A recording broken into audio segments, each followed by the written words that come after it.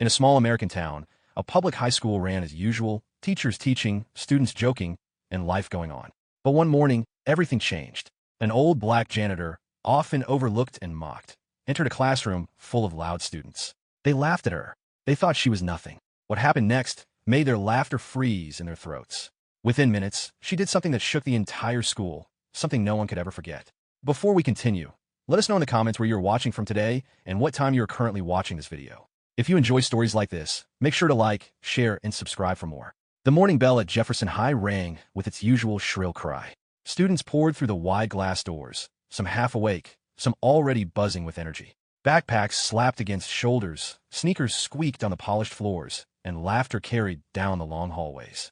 The air smelled faintly of disinfectant and pencil shavings. It was a Monday, and Mondays always felt heavier than the rest. Teachers shuffled through lesson plans, some sipping on coffee like it was oxygen. The students, well, they were in their usual moods, some grumpy, some excited, some just surviving. But this Monday was different. By third period, room 209 was already a storm of noise. Mr. Keating, the history teacher, had stepped out briefly to fetch some papers from the office, and the students wasted no time turning the classroom into a playground. Loud chatter filled the air.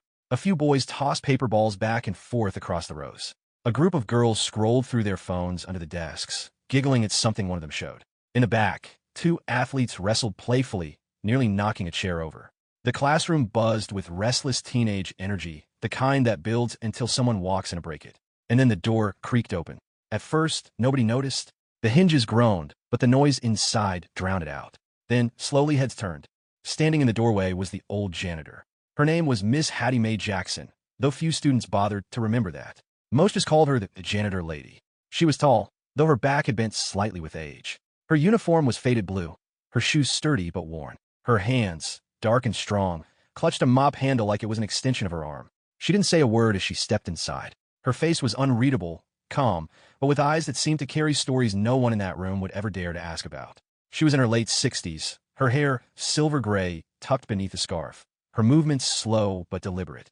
The students looked at each other, and then, almost on cue, laughter broke out. "What's she doing here?"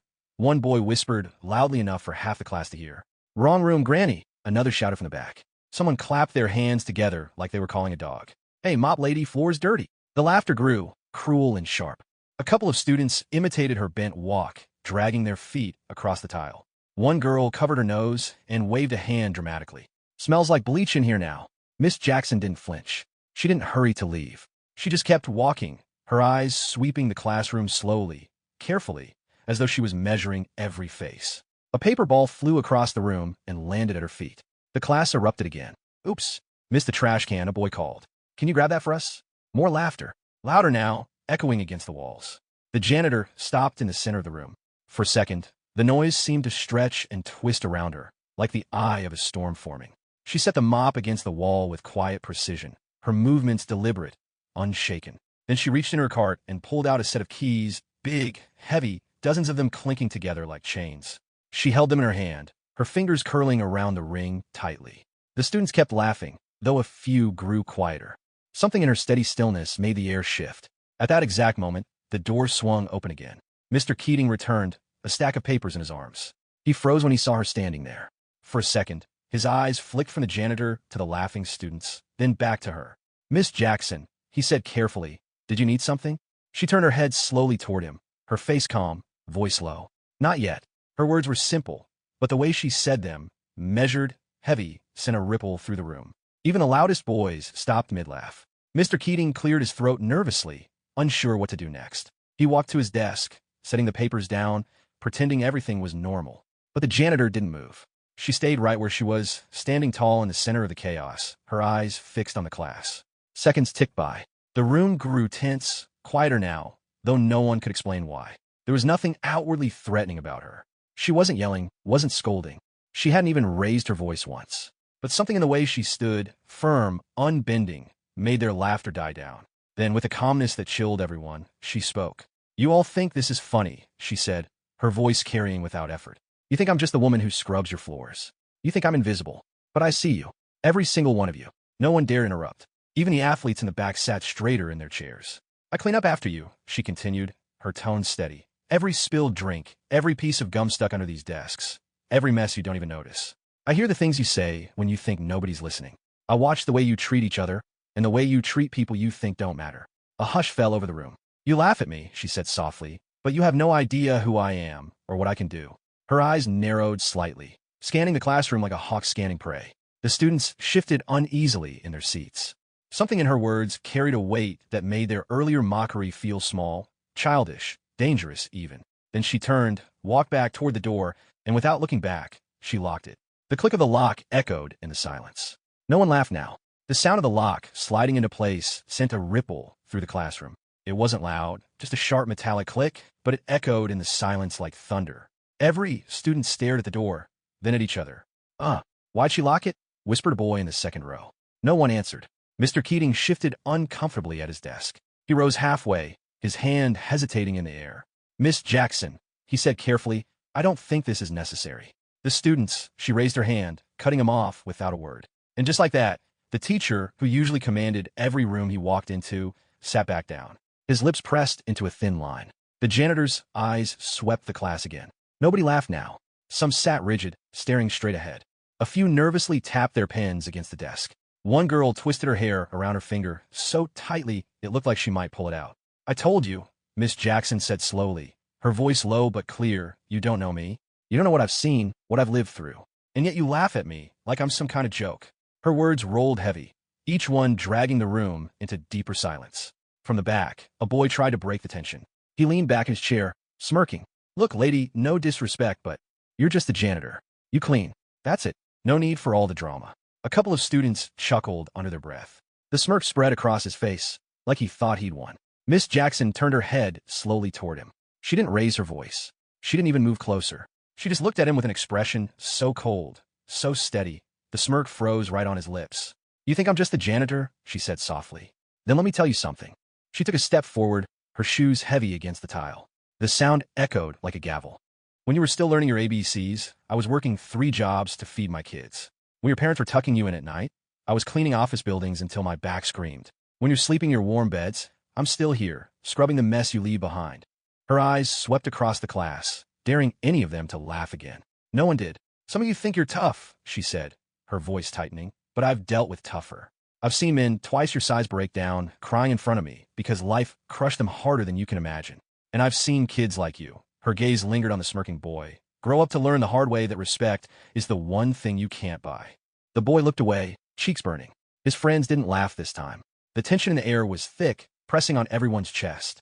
Nobody knew what she was building toward, but the weight of her words had already changed the room. Suddenly, a girl in the front row raised her hand timidly, like she was in the middle of a normal lesson. Her voice trembled. Miss Jackson, why are you here? I mean, why this class? The janitor studied her for a moment before answering. Because this is the loudest class in the school, she said plainly. The one that thinks rules don't matter. The one that thinks teachers are jokes. The one that laughs the hardest at people who can't fight back. A murmur ran through the room. She was right. Everyone knew it. You think nobody's watching you, she continued, but I am. Every day, every hallway fight, every cruel word, every prank that leaves another kid in tears. I see it all. Her voice hardened now, every word sharp. And today, I'm done just cleaning up after you. The students shifted uneasily. They weren't used to being called out so directly, especially not by someone they barely acknowledged. In the back corner, a girl whispered, "This is crazy," but Miss Jackson heard it. Her head turned sharply, her gaze pinning the girl in place. Crazy, she repeated. No, what's crazy is a room full of kids who think disrespect is funny. What's crazy is a generation that thinks kindness makes you weak. What's crazy is believing you can laugh at people who've lived through more than you could handle in a single day. The girl looked down at her desk, silent. Then Miss Jackson did something no one expected. She reached into her cart and pulled out a stack of papers. She slapped them down on the front desk with a heavy thud. Do you know what these are? She asked. No one answered. Reports, she said. Every incident, every fight, every teacher complained about this class. I've been collecting them. I made copies. I know who bullies who. I know who cheats. I know who skips class, who steals from lockers, who smokes behind the gym. Gasps filled the room. Students shifted in their seats, their faces draining of color. And don't think I don't know your names, she added. Every last one of them is written right here. The classroom was dead silent now. The only sound was the faint hum of the overhead lights. A boy near the front finally broke. You can't do anything with that, he said, his voice shaky. You're just the janitor. Her eyes locked on him. You keep saying that like it means I'm powerless. But let me ask you this. Who do you think talks to the principal every night when he stays late? Who do you think sits in the office while he vents about which students are out of control? Who do you think he listens to when I tell him what I see? The boy's mouth snapped shut. Miss Jackson's hand pressed firmly on the stack of reports. You all thought I was invisible, but I'm the one person in this school who sees everything. And right now, every eye in this room is on me. That's not by accident. Her words landed like punches, one after another. Then, without warning, she picked up the stack of reports and walked toward the door. Her keys clinked as she slid one into the lock. She didn't open it. She just turned back to face them. You laughed when I walked in, she said, her voice low, almost a whisper. But laughter fades. Respect lasts. And before I walk out of this room, every one of you is going to learn that lesson the hard way. The silence in the room was suffocating. No one moved. No one spoke. It felt like the walls themselves were leaning in, waiting for what came next. The weight in the room was unbearable. Nobody dared to shuffle in their seat, cough, or even whisper. The janitor's voice still hung in the air, heavy like smoke that refused to fade. The laughter that had filled the room earlier now felt like a distant memory, almost shameful to think about. Miss Jackson stood by the door, her hand resting firmly on the stack of reports. Her face was calm, but her presence filled every inch of the classroom. She wasn't yelling. She wasn't angry. She was simply unshakable. Finally, one of the athletes, Derek, the loudest of them all, broke the silence. He leaned back in his chair, forcing a smirk that looked weaker than usual. So what, you gonna rat us out? You think the principal's gonna care about some old papers? Half the teachers already hate us, and we're still here. A few boys chuckled nervously at his words, trying to get back some confidence, but even they didn't sound sure. Miss Jackson didn't blink. She walked toward Derek, slow and steady, each step deliberate. The sound of her shoes against the floor echoed across the silent room. She stopped right in front of his desk. You think this is about the principal? She asked, her voice low. Derek opened his mouth, but said nothing. He swallowed hard. This isn't about rules on paper, she continued.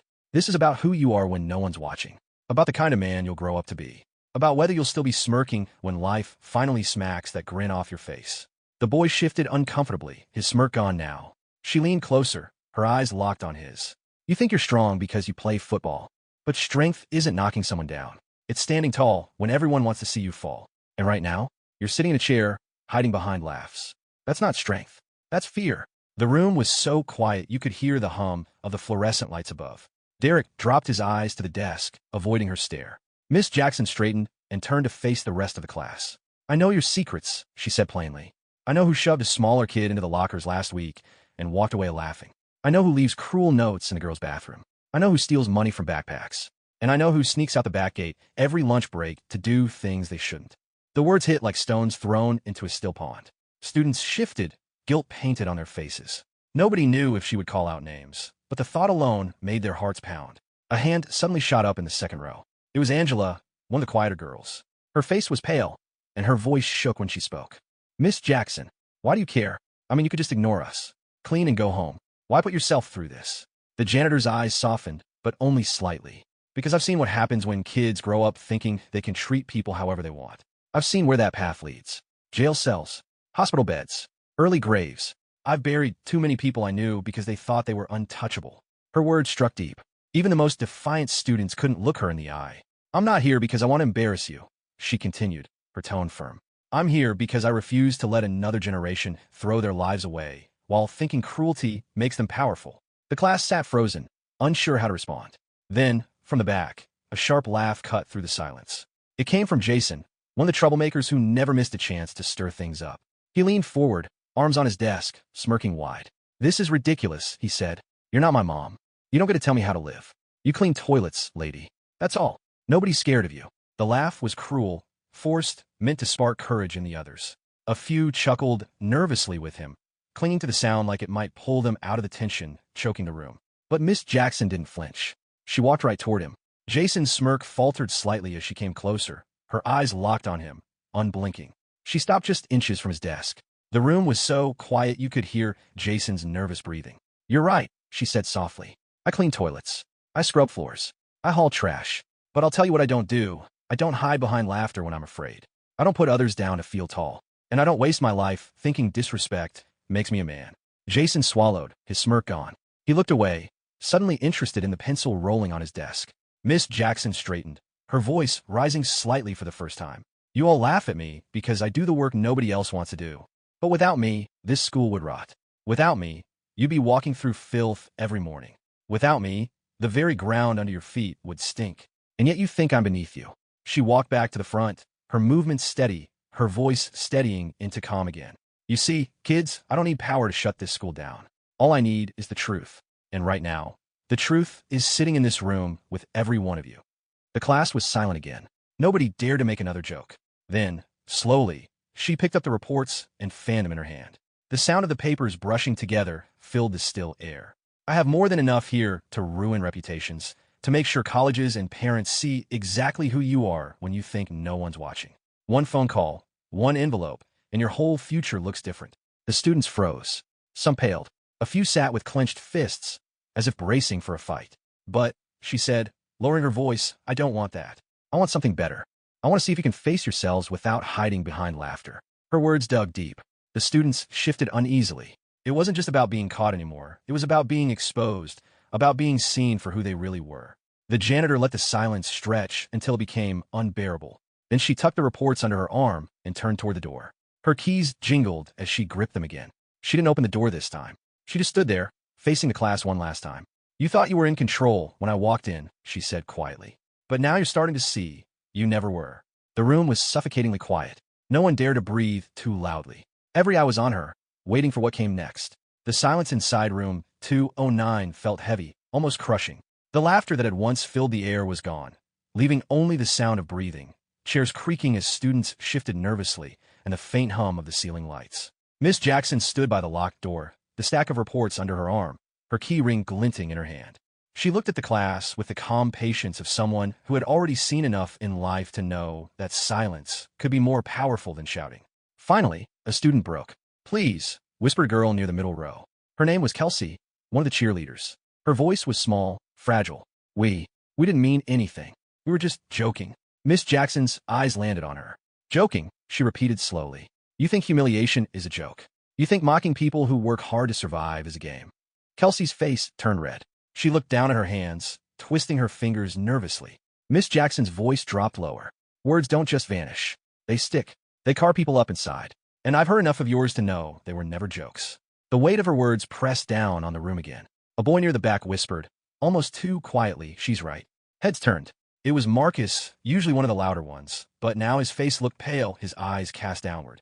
He didn't repeat himself, but the damage was done. His quiet admission made the others squirm in their seats. Miss Jackson seized the moment. She stepped closer to the center of the room, her voice carrying with quiet authority. You kids think I don't notice who sits alone at lunch. I notice. I notice the boy who eats quickly and leaves before anyone has the chance to shove him. I notice the girl who never takes off her jacket because she's covering bruises she didn't give herself. I notice the students who walk with their heads down, who flinch when laughter gets too loud, because they know it's usually at their expense. Her words stabbed through the air like sharp knives. Students shifted uncomfortably. Some knew exactly who she was talking about. You think I don't see it? She continued. But I see everything. And I've cleaned up enough tears in this building to know exactly how deep they run. Mr. Keating finally stood, his face tense, his hands gripping the edge of his desk. Miss Jackson, maybe this isn't the time. She turned sharply to him. If not now, then when? Her voice was firm, steady. Mr. Keating opened his mouth, then closed it again, retreating into his chair. The students stared at him, stunned. This was the teacher who usually had an answer for everything. Now, even he had nothing. Miss Jackson turned back to the students. Her eyes landed on Jason, the boy who had mocked her earlier. His smirk was long gone. Jason, she said, and the sound of his name made him flinch. You walk these halls like you own them. Loud, careless, throwing insults like candy. But when the laughter stops, what's left? Nothing. Just a boy afraid of being invisible. Jason opened his mouth to respond, but couldn't find words. His face flushed, and he sank lower in his seat. Her gaze shifted to another corner. And Derek, everyone looks at you because you're big, because you wear a jersey. But deep down, you know strength isn't in your arms, it's in your choices. And you haven't been making good ones. Derek clenched his fists on the desk, jaw tight, but he didn't speak. She kept going, weaving through the rows like she had memorized every flaw, every cruelty in the room. Her words were knives, cutting through their defenses, exposing things they thought no adult ever noticed. And then, she stopped at the window. She pulled the blinds halfway down, dimming the room. Her voice was quieter now, but sharper.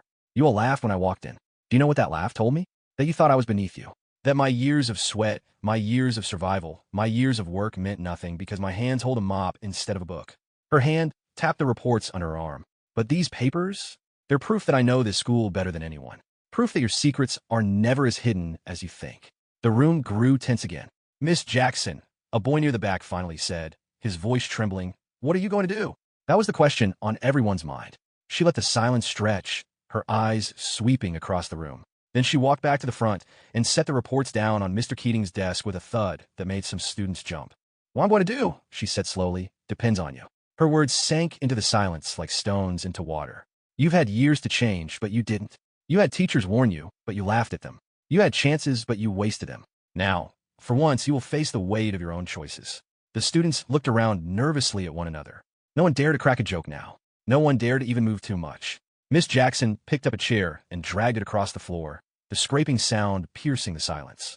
She placed it in the middle of the room, facing the class, and sat down slowly. "I'm not leaving," she said.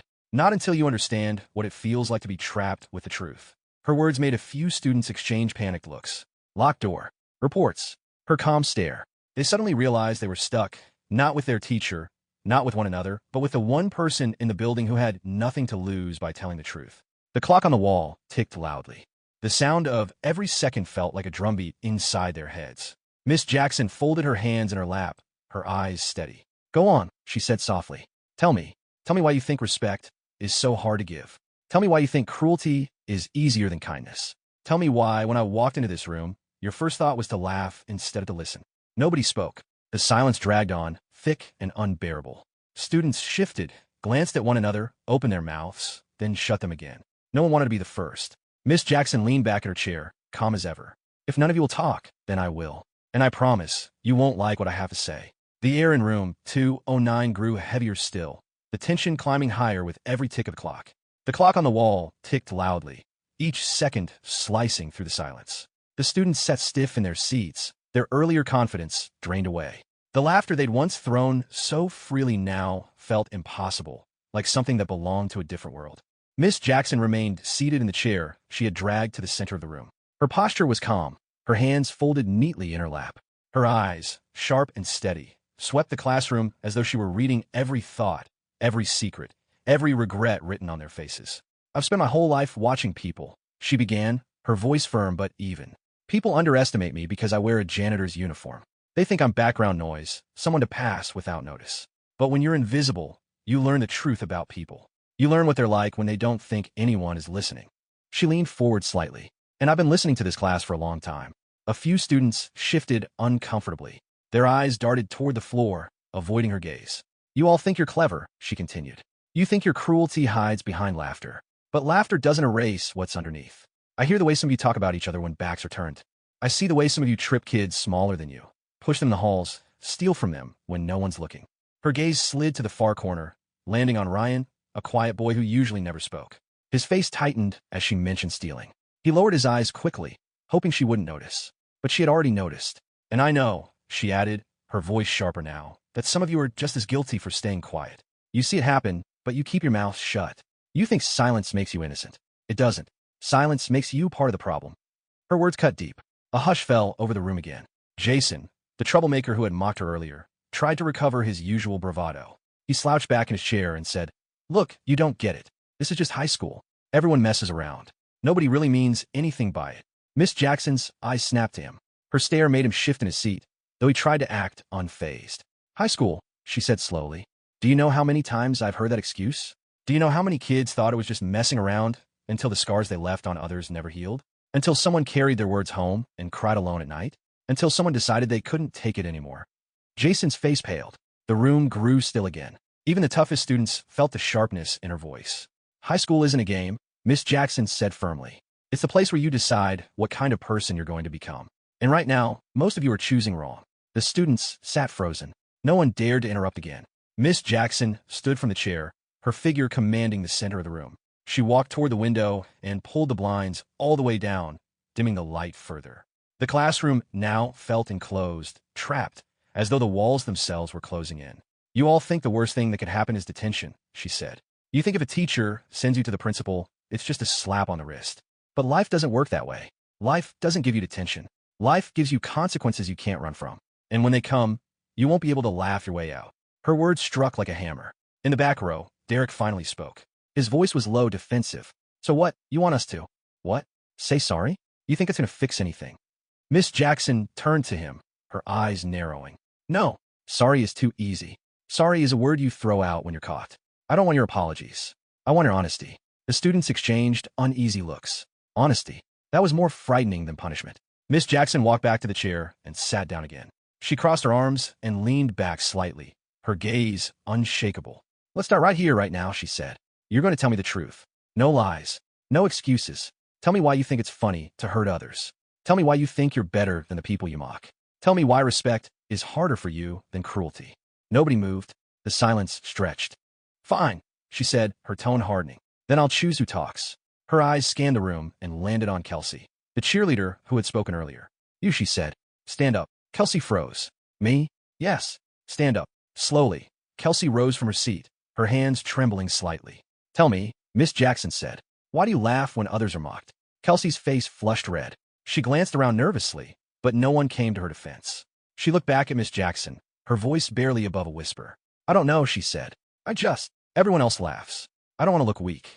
Miss Jackson nodded slowly. So weakness to you is kindness? And strength is cruelty? Kelsey swallowed hard. I guess. I just didn't think about it. That's the problem, Miss Jackson said sharply. None of you think. You just follow. You just laugh because you're afraid not to. And that fear, that silence is what destroys people. She let Kelsey sit down again, her face burning with shame. Miss Jackson's gaze moved next to Marcus, the boy who had quietly admitted earlier that she was right. You, she said. Stand up. Marcus hesitated, then slowly rose to his feet. Tell me, she said, her voice steady. Why did you say I was right? Marcus shifted uncomfortably. His hands gripped the desk. Because. I've seen it. I've seen the way people here get treated. And I didn't do anything to stop it. The class turned to look at him. His words were soft but cut deeper than anything so far. Miss Jackson's eyes softened for the first time. That's the first honest thing I've heard in this room today. Marcus sat back down, his face serious, his shoulders heavy. Miss Jackson stood again. This isn't about me. This is about you finally facing who you are when the laughter fades. And trust me, the laughter will always fade. Her voice dropped lower. The question is, what's left when it does? The students sat frozen, every eye on her. The tension in room 209 had reached a point where no one dared to breathe too loudly. And Miss Jackson wasn't finished. The classroom felt like a trap. The locked door, the blinds pulled halfway down, the reports stacked on the desk. It all pressed on the students like a weight they couldn't escape. Nobody laughed anymore. Nobody whispered. Even the smallest movements, like shifting in a chair or tapping a pen, felt loud in the silence. Miss Jackson stood again, her presence commanding the center of the room. She moved slowly, her shoes echoing across the tile as she walked between the rows of desks. She wasn't rushing. She wasn't shouting. She was calm, collected, and every step she took made the tension rise higher.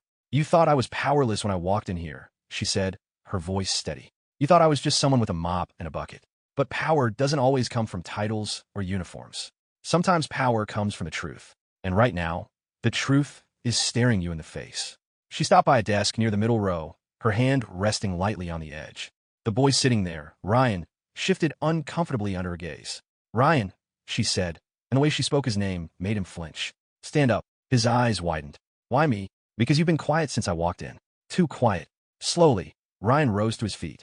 He was a thin boy, with messy hair and tired eyes that darted nervously around the room.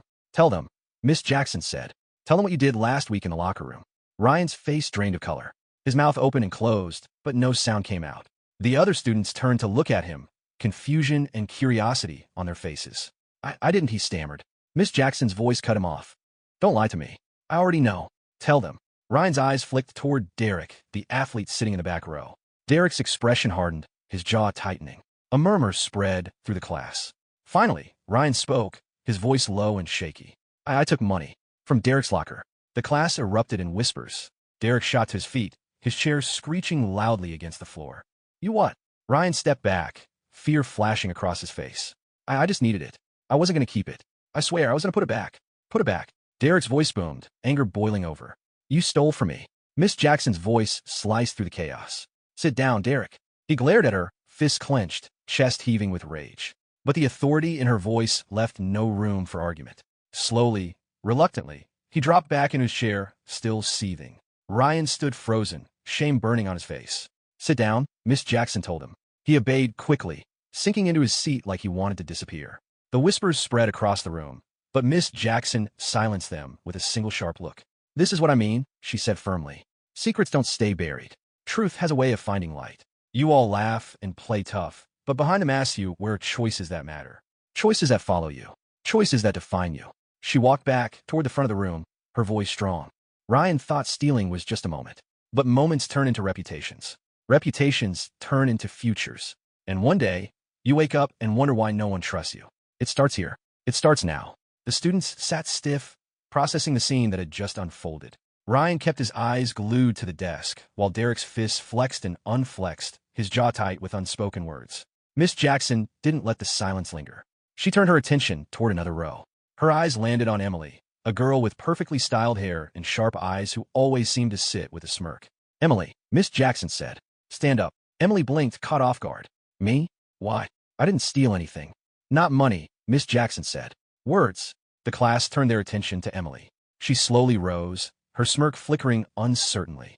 Miss Jackson's voice was steady, almost cold. You think your whispers don't travel. But I've heard them. The notes you leave. The rumors you spread. Tell them how many girls you've torn down, just so you could feel taller. Emily's face reddened, but her chin lifted defiantly. I didn't do anything different than anyone else. Everyone gossips. Do they? Miss Jackson asked. But do you lead the way? Emily's lips pressed tightly together. She had no defense. You hide cruelty behind whispers, Miss Jackson continued. And every whisper leaves a scar. You may not see it, but I promise you, the people you talk about carry those scars every day. The room was tense. Emily sat back down, her face tight, the smirk on. Miss Jackson turned slowly, scanning the entire class. Do you see now? This room is full of secrets, full of choices you think don't matter. But every choice leaves a mark. Her hand pressed firmly on the stack of reports again. And I have every mark written down right here. The students looked at the papers like they were bombs waiting to go off. Jason finally snapped, his voice breaking through the silence. So what? You just gonna expose all of us? Ruin our lives? Miss Jackson turned to him, her expression unreadable. Ruin your lives? No, you're doing that well enough on your own. I'm just showing you what it looks like.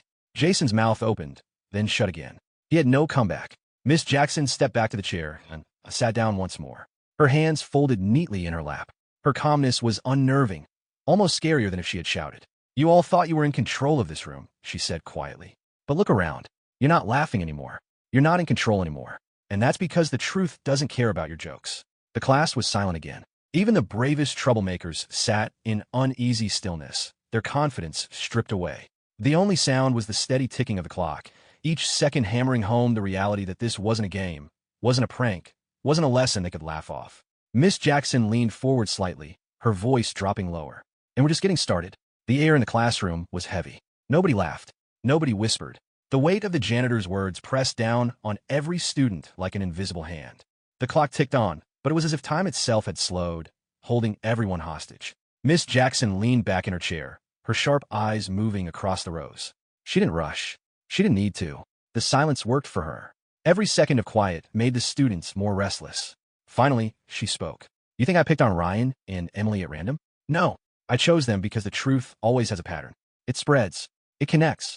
And I promise you, every single one of you is tied into this pattern. A few students shifted nervously.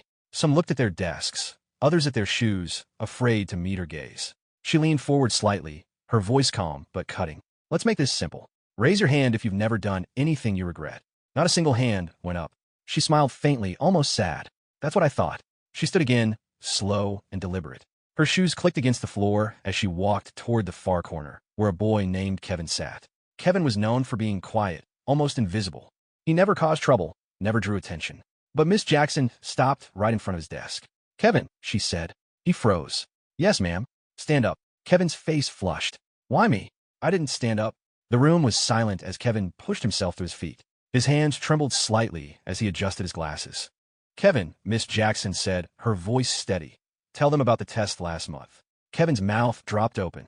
I don't know what you're talking about. Her stare hardened. Don't lie. You copied answers. You thought no one noticed. But I noticed. Gasps rippled across the room. Kevin's classmates turned to look at him, shock on their faces. Kevin stammered. I only looked at one question. Just one. I didn't mean. Miss Jackson's voice sharpened. Didn't mean to cheat? Didn't mean to take the easy way out? You thought no one would ever find out, right? But here we are. Kevin's shoulders slumped. He sat down heavily, burying his face in his hands. Miss Jackson looked around the room. You see? The quiet ones have secrets too. Don't think silence makes you innocent. Her words cut like knives. Nobody dared to move. Then she shifted her gaze to the back row. Maya, she said firmly. Maya, a tall girl with braided hair and a reputation for being tough, crossed her arms. What about me? Miss Jackson walked toward her slowly. Stand up. Maya didn't move at first, her chin tilted defiantly. But Miss Jackson's stare didn't break, and finally Maya pushed her chair back and rose to her feet. You've been skipping class, Miss Jackson said. Maya's eyes narrowed. So what? Everybody skips sometimes. Not like you, Miss Jackson replied. You disappear for whole days. You think no one's watching, but I know where you go. The room leaned in, hanging on every word. Miss Jackson's tone was sharp. You hang around the corner store. You think it makes you grown, standing with boys who laugh at you, who use you, who'll drop you the second they're done. That's not strength, Maya. That's throwing your future away. Maya's jaw clenched. You don't know me. Miss Jackson's eyes didn't waver. I know more than you think. I've seen girls walk the same path. You're not the first. And if you don't stop, you won't like where it ends. The room went still. Maya sat down slowly, her defiance cracked, her hands gripping the desk. Miss Jackson turned back to the class. This isn't just about stealing money or gossip or cheating. This is about choices. Every one of you thinks you're untouchable. You laugh, you mock, you act like you're smarter than the system. But choices catch up, and they always catch up faster than you think. She walked back toward the front, but then Jason slammed his palm on the desk. The sound echoed, making everyone jump. Enough of this, he snapped. His face was red, his voice tight with anger. You think you can just walk in here and tear us apart? You're a janitor.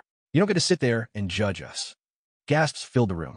Jason stood tall, chest heaving, glaring at Miss Jackson like he was ready for a fight. But Miss Jackson didn't flinch. She stepped closer to him, her voice low and steady. You're right. I'm a janitor. I don't sit at a fancy desk. I don't get paid much. But that also means I see things your teachers don't. I hear the things they miss. And I know the things you try to hide. Jason scoffed, but there was unease in his eyes.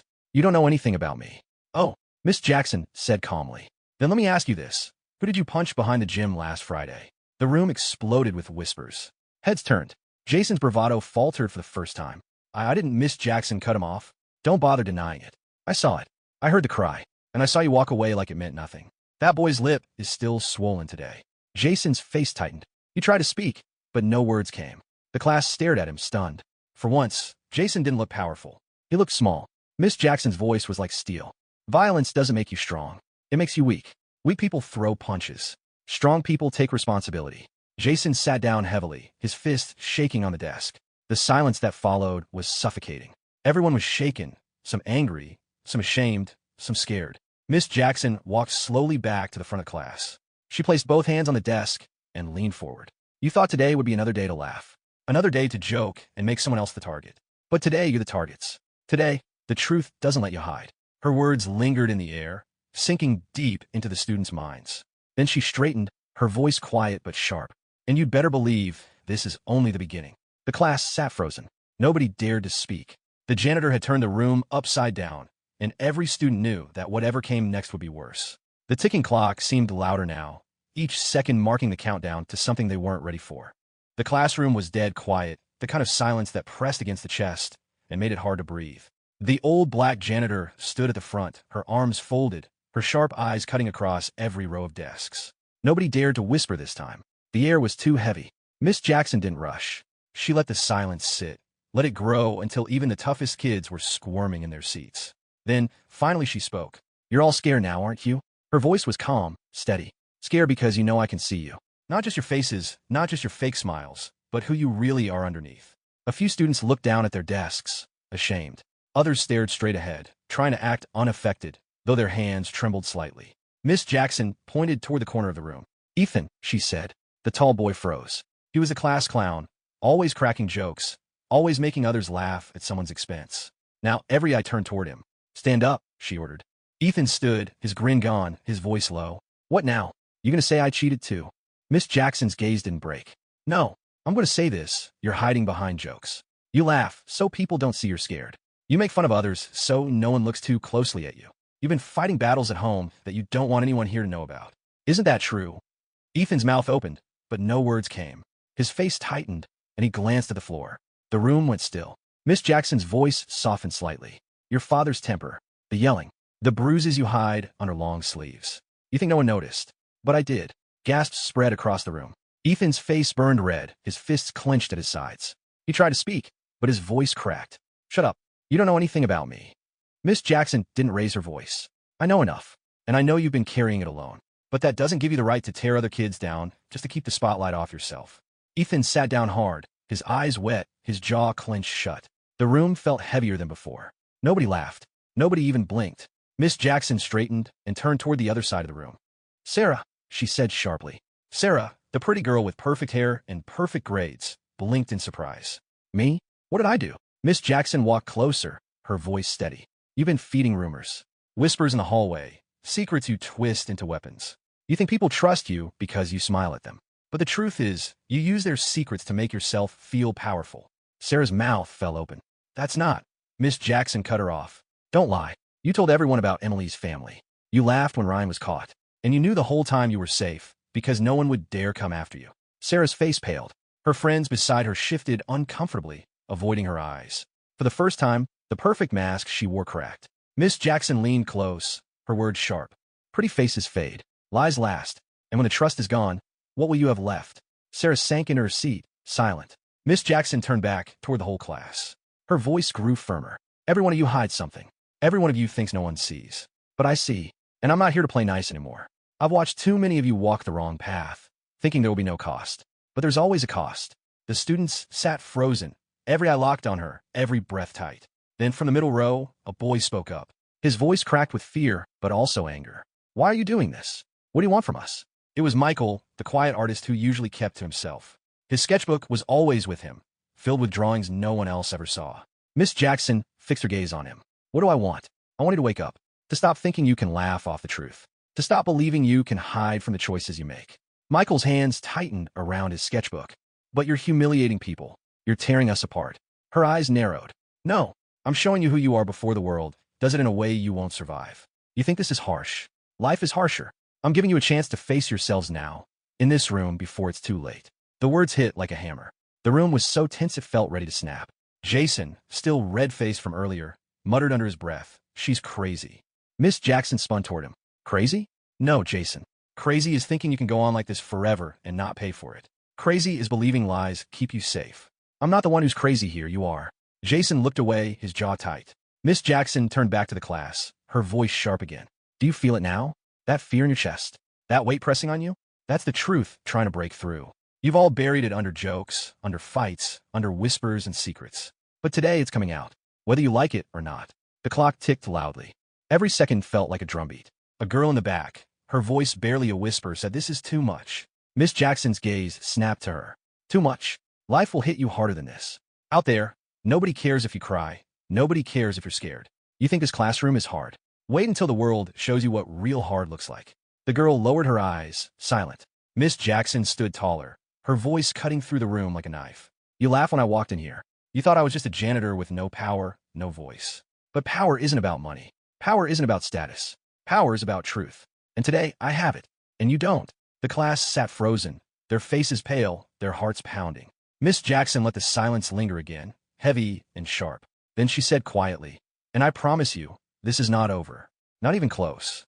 The bell hadn't rung, but the students felt trapped, like time itself had stopped. None of them moved. None of them even thought about leaving. The janitor had turned their world upside down, and every one of them knew the storm had only just begun. The classroom felt like it was holding its breath. No one spoke. The hum of the old ceiling fan above was the only sound, and even that seemed too loud. Every student sat frozen, back stiff, eyes locked on the old black janitor who had turned their world upside down. Miss Jackson stood tall, hands planted firmly on the teacher's desk. She didn't look tired. She didn't look nervous. She looked steady, like someone who had done this 100 times before and knew exactly where it would end. She scanned the room one last time, her eyes sharp and unforgiving. "You think this is just about you," she said, her voice calm but cutting. "But it isn't. This school has been rotting for years. The bullying, the cheating, the whispering in halls, the favoritism from teachers who look the other way. You kids didn't create that mess, but you've been feeding it. And today, I've had enough." The words made the room feel smaller, like the walls were closing in. Ethan shifted uncomfortably. Sarah's face was still pale. Jason tapped his leg nervously. And even Michael, who had tried to defend the class earlier, sat gripping his sketchbook so hard his knuckles were white. Nobody dared laugh now. Miss Jackson slowly reached into her pocket and pulled out a small, worn notebook. She slapped it onto the desk, and the sound cracked through the silence like a gunshot. The students jumped. This, she said, tapping the notebook, is 15 years of notes. 15 years of me watching, listening, and writing down what goes on in these halls. Every fight, every cruel word, every teacher who looked the other way, every principal who pretended not to hear the complaints. Every secret you thought was buried. It's all in here. A murmur rippled through the class. Some leaned forward in disbelief, others sat back, terrified. She opened a notebook and flipped through the pages, the paper whispering as it turned. Do you think I spent all those years just sweeping floors and emptying trash cans? No, I was watching you. All of you. Every single day. Sarah finally found her voice. You can't do that. You're just a janitor. Miss Jackson's eyes cut to her like a blade. Just a janitor? No. I'm the one person in this building no one ever notices. Do you know what kind of power that is? I hear everything. I see everything. Teachers gossip in front of me like I don't exist. Students brag about what they've done like I'm invisible. And all the while, I've been writing it down. She slammed the notebook shut. The sound echoed. And today it ends. Jason raised his hand slowly, his voice shaking. Ends? What do you mean? Miss Jackson leaned forward, her voice low and steady. I mean, this school is going to shut down before the day is over. And it won't take me longer than a few seconds to make it happen. The room erupted in gasps and whispers. Shut down. She's bluffing. That's impossible. But Miss Jackson didn't flinch. She reached into her other pocket and pulled out a folded envelope. She held it up for everyone to see. This is my letter, signed and sealed. It's already on the superintendent's desk, scheduled to be opened at exactly noon today. Inside is everything, my notes, my recordings, my photographs, and a list of names of teachers and administrators who failed every single one of you. The class sat stunned, staring. She continued, her voice rising now. When that letter is opened, the school board won't have a choice. They'll shut this place down for investigation. Every teacher, every principal, every counselor who thought they could sweep the truth under the rug will be exposed. And you, she pointed at the students, her fingers sharp as a knife. You will no longer have a place to hide, because the world will know exactly what you did here. Silence. Heavy. Crushing. Then Ethan spoke, his voice trembling. You can't do that. It'll ruin everything. Miss Jackson turned to him, her face firm. Sometimes things have to break before they can be fixed. This school isn't teaching you, it's poisoning you. And I'm done watching it happen. A girl in the back whispered, she's serious. Miss Jackson straightened, her hands gripping the desk. I told you, power isn't about status. Power is about truth. And today I hold it. When that clock strikes 12, she glanced at the wall clock above the chalkboard. This school is finished. The students turned to the clock. 11:58, 2 minutes left. The air grew tighter, the suspense unbearable. Sarah's voice cracked. Please, don't. You'll destroy our futures. Miss Jackson's eyes softened for a brief moment. No, Sarah, I'll save them. Because for the first time, you'll be forced to see yourselves clearly. For the first time, the lies won't work. And maybe then you'll learn what honesty feels like. Jason muttered, this is insane, but his voice was hollow. The second hand ticked louder, louder, each movement echoing in every chest. 11:59. The room felt electric. Ethan's leg bounced uncontrollably. Sarah bit her nails. Michael clutched his sketchbook like a shield. Even the toughest kids sat pale and silent. Miss Jackson folded her arms, her eyes never leaving the clock. When that hand reaches 12, it's done. Years of corruption, years of cruelty, done. And all it takes is a few seconds. The class sat frozen, unable to move, unable to speak. The second hand climbed higher, closer, closer. 12 o'clock. The bell rang, sharp and final. At that exact moment, the old black janitor closed her eyes and whispered, it's over. Somewhere across town, in the superintendent's office, an envelope was being opened. And in seconds, everything inside these walls would collapse. The students didn't cheer. They didn't laugh. They didn't even cry. They just sat there, stunned, realizing that the person they had mocked, the person they had overlooked, had shut down their entire school, just like she promised. Not with magic, not with violence, but with the truth. And the truth, in the end, was the most powerful thing of all. If you like this story, make sure to like, share, and subscribe. Also, in order to strengthen our community, let us know in the comments where you are watching from and what time you are currently watching this video.